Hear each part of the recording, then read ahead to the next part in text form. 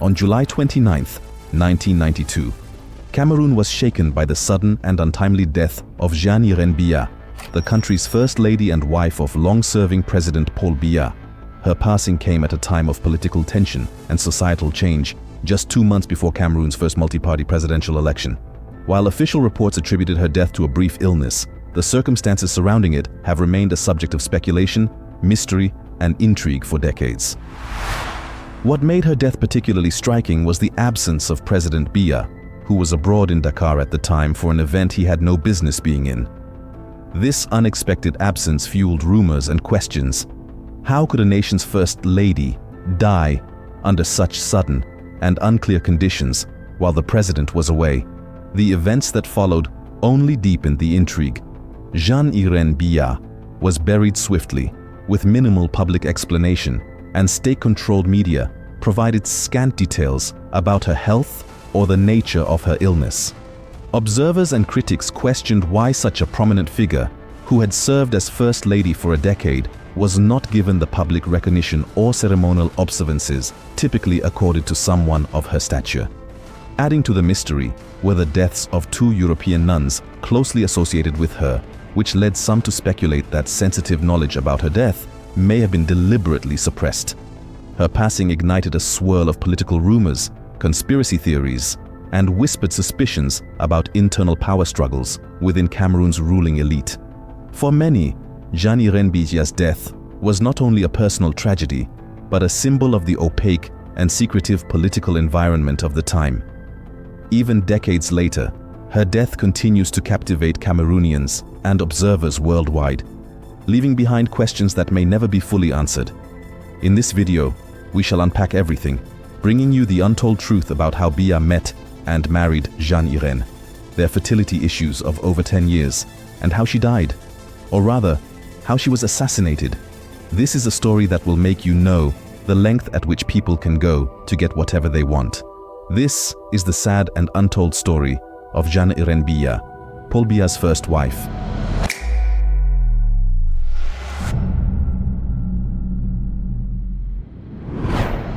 Jeanne Irene Biya, popularly known as Jeanne Irene Biya, was born on October 12, 1935, in Monengombo, a village in the Nyong and Mfumu region of Cameroon, led a life marked by grace, service, and mystery. Jeanne Irene hailed from the Ava family, a lineage with notable political ties. She was raised by her uncle, Thomas Nduming, a cocoa farmer and exporter, who was the younger brother of Jean-Louis Ava, a long-serving deputy in the Nyong and Mfumu region. Her upbringing in this politically active family likely influenced her later involvement in public service. She came from a respectable Catholic family, and like many young girls raised under colonial missionary influence, she was groomed in modesty, discipline, and strong moral values. From a young age, Jeanne Irene exhibited a calm and composed demeanor that distinguished her from her peers. She was known for her intelligence and poise rather than flamboyance, and she carried herself with a dignified restraint that would later become her signature as First Lady. While information about her early schooling is not publicly known, it is widely believed that she received a good education, likely in mission-run institutions where decorum, faith, and service were foundational teachings. Her upbringing shaped her into a woman of humility and silent strength, traits that would deeply contrast with the high-stakes world of political power she would eventually enter. Jeanne Irene met Paul Biya when he was still a rising technocrat in Cameroon's political structure under the presidency of Amadou Ahidjo. At the time, Paul Biya had just begun attracting attention in elite government circles due to his European education, composure, and administrative skill. Some accounts suggest that they met through diplomatic or social functions organized for intellectuals, administrators, and elite families. Others imply that it may have been a more intimate family connection or church circle that brought them together, as both were known to be private and respectful figures with ties to the Catholic Church. What is certain is that their relationship did not begin with scandal or public drama. Rather, it unfolded quietly, in alignment with the conservative norms of the time. She pursued her education in France, attending the Nantes School of Midwives, where she trained as a midwife. Upon returning to Cameroon, she worked at the Pavillon Baudeloc of the Yaoundé Central Hospital, dedicating herself to maternal and child health. Jeanne Irene married Paul Biya on the 2nd of September 1961, at a time when Cameroon was undergoing transformation after independence.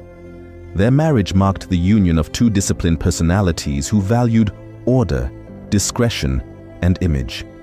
Unlike modern-day political figures who display their relationships publicly, Paul Biya and Jeanne Irene maintained a low-profile union characterized by formality and restraint. As her husband climbed the ranks from Secretary General at the presidency to Prime Minister, Jeanne Irene adapted to a life surrounded by political elites, international diplomats, and government expectation. But she never sought attention. When Paul Biya unexpectedly became president in 1982 after the resignation of Amadou Ahidjo, Jeanne Irene was thrust into the national spotlight as Cameroon's First Lady. Yet, she was not the kind of First Lady who pursued glamour or media presence. She maintained her aura of mystery, rarely speaking in public or granting interviews.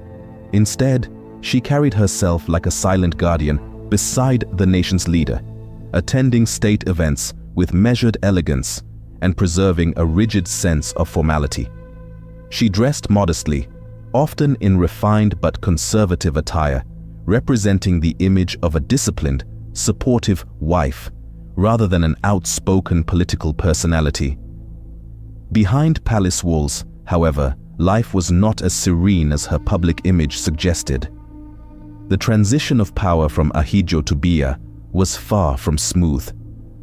Rumors of conspiracy, betrayal, and attempted destabilization overshadowed Paul Biya's early presidency.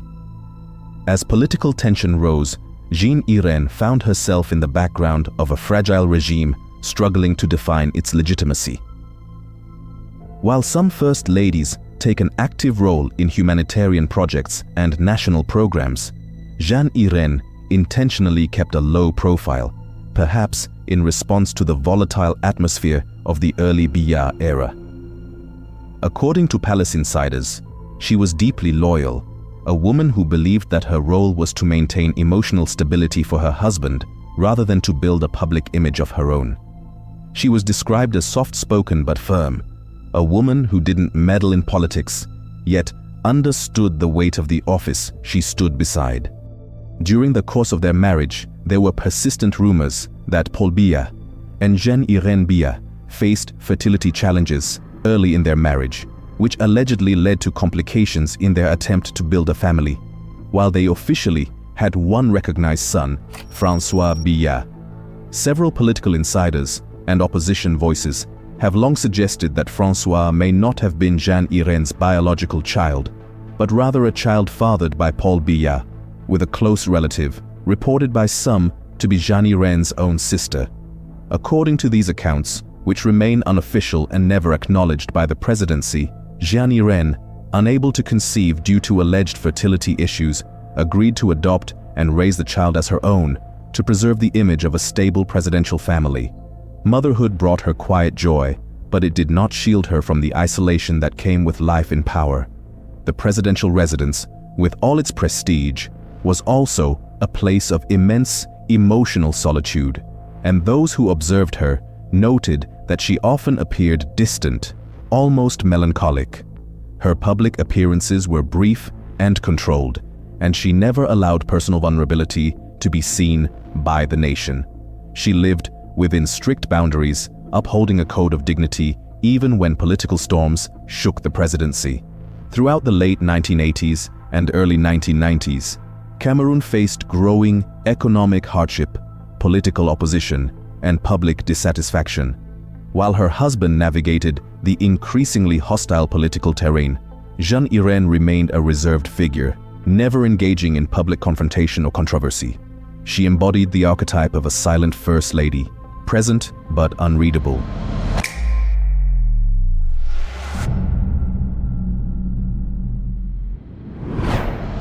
On July 29, 1992, Cameroon was shaken by the sudden and untimely death of Jeanne Irene Biya, the country's first lady and wife of long-serving President Paul Biya. Official report from the press stated that she died after a sudden and brief illness, but the public wasn't buying that. Only a week earlier, a beaming and apparently healthy First Lady had been on TV receiving American musician Stevie Wonder at Unity Palace.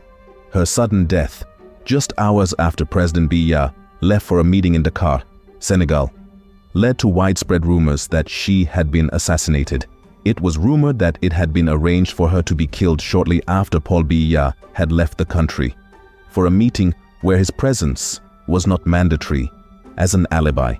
She was buried almost immediately in a very low-key and private event. During a high mass at the Yaoundé Cathedral, attended by thousands of national and foreign dignitaries, including Zairian President Mobutu Sese Seko, Bishop Jean-Baptiste Ama declared, "Now that Jeanne Irene is dead, there is absolutely nothing she can do about her fate. Only our prayers can make God have pity on her." The First Lady who, according to Bishop Owano Mimbo, had undergone moral and physical torture just like Christ, was buried in Paul Biya's village of Mvomakawa as a nation which seemed to have lost its soul in the acrimony and violence of the last 2 years remorsefully looked on. The events surrounding her death and burial were very suspicious and raised a lot of pertinent questions. Why had he not allowed her body to be laid in state? Why did she not receive a state burial befitting of a First Lady? Why such a rush to bury her? Why had CRTV and Cameroon Tribune, the official media, been so economical with information regarding her brief illness, the purported cause of her death? Shortly after her death, 2 European Reverend sisters, whom she had visited shortly before, were found murdered at Djoum. It was alleged that they had been killed because they must have known the truth surrounding the circumstances of her death. Although some die-hard opponents of the Biya regime seemed to derive pleasure from the First Lady's untimely death, the virulently anti-Biya private media demonstrated a rarely seen softer side as it declared a truce and appealed to the public and opposition leaders to honor Jeanne Irene Biya. For example, the extremist Challenge Hebdo appealed to Cameroonians to break away from this infernal logic of intolerance and go back to the tradition of paying our respects to the dead. Dead, Madame Biya deserves our respect. Our political differences with Mr. Biya should give way to the ethical obligation of respecting the dead.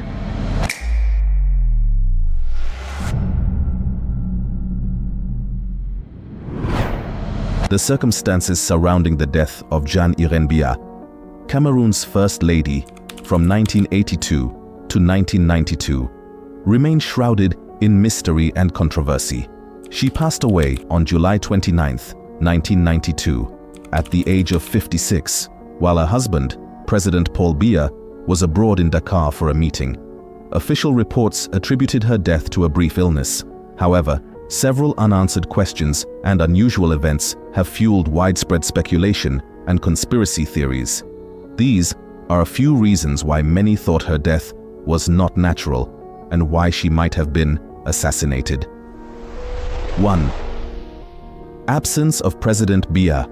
The fact that President Biya was out of the country at the time of her death led to rumors suggesting that her passing might have been orchestrated during his absence to provide him with an alibi. Jeanne Irene Biya was healthy before Biya left the country. 2. Rapid burial and media silence. Jeanne Irene Biya died on July 29, 1992, and was buried on August 1, 1992. The swift burial of Jeanne Irene Biya and the lack of detailed coverage by state-controlled media raised suspicions. Critics questioned why her body was not laid in state and why the official media provided minimal information about her illness and death. 3. Deaths of close associates. Shortly after her death, 2 European nuns who had close ties with Jeanne Irene Biya were found murdered in Djoum. This led to allegations that they might have been silenced because they possessed information about the true circumstances of her death. 4. Political rumors. Some sources suggest that Jeanne Irene Biya's death was linked to internal political struggles and power dynamics within the ruling elite. These theories propose that her passing could have been a result of power plays within the political landscape of Cameroon at the time. Despite these speculations, there is no concrete evidence to substantiate claims of foul play, although to many Cameroonians, her death was not natural. The official cause of death remains a brief illness, and the true circumstances behind her passing continue to be a subject of debate and speculation. To conclude, Jeanne Irene Biya's life was a blend of public service, personal sacrifice, and enduring influence. While her tenure as First Lady was marked by her commitment to humanitarian efforts and her dignified presence, her untimely death has left a legacy of questions that continue to intrigue and inspire.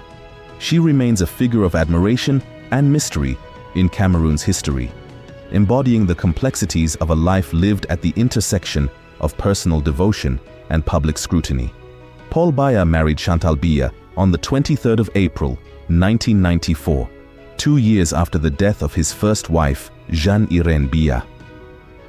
Chantal Biya was significantly younger than Paul Biya, and their marriage marked a dramatic shift in the image of the Cameroonian First Lady. Unlike the quiet, reserved Jeanne Irene, Chantal Biya became known for her flamboyant fashion, public presence, and influence in social and political circles.